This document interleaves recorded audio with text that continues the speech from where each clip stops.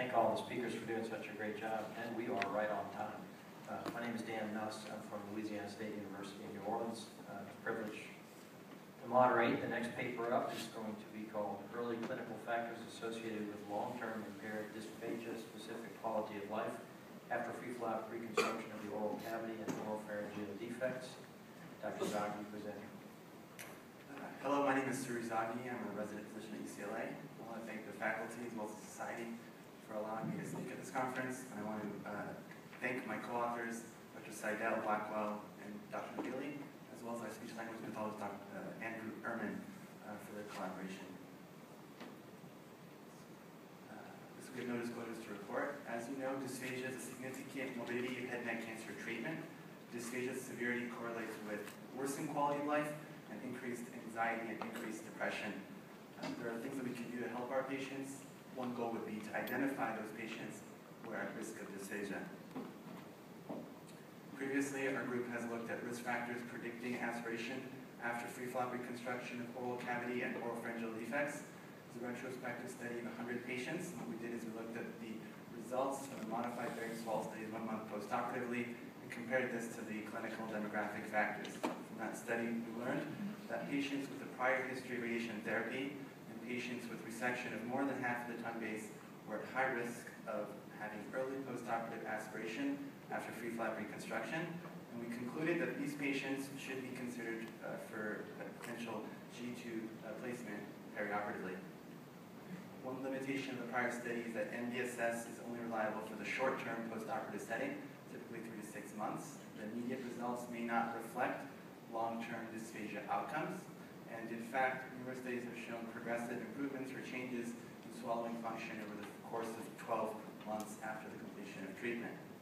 So the objective of the present study was to further determine the subsequent dysphagia quality of life among this population of patients at more than 1 year follow-up after surgery. And it was also to identify early clinical factors that might be associated with poor long-term dysphagia outcomes.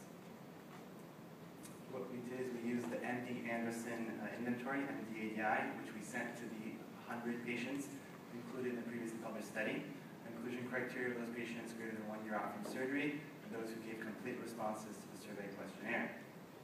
The MD Anderson Dysphagia Inventory is a cross-validated questionnaire designed specifically to assess dysphagia quality of life in patients with head and neck cancer.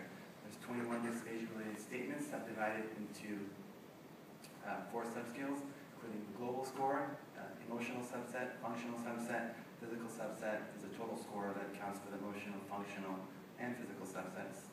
The scores are set to scales such that a higher score represents better day-to-day functioning and greater quality of life.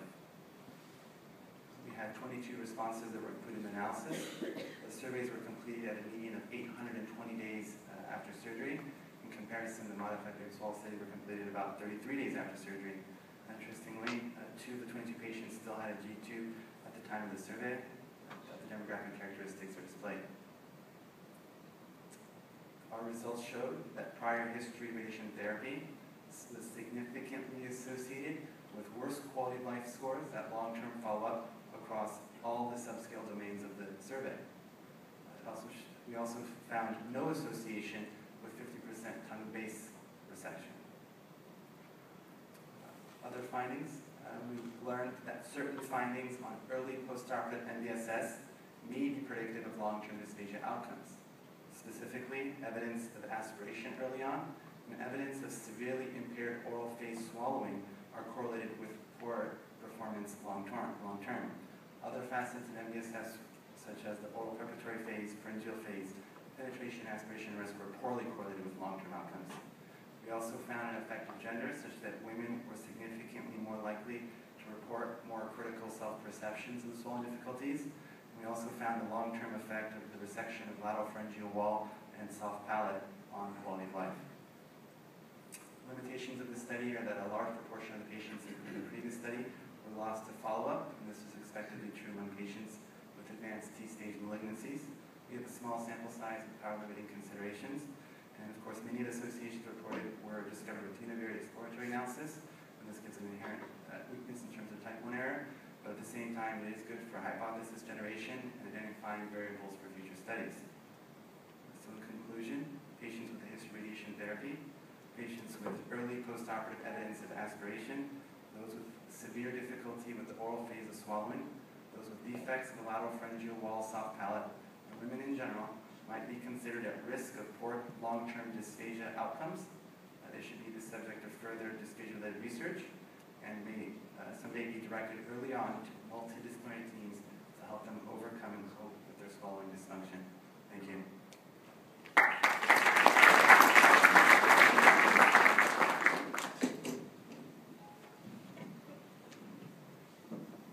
That was very brief and very well presented. Thank you.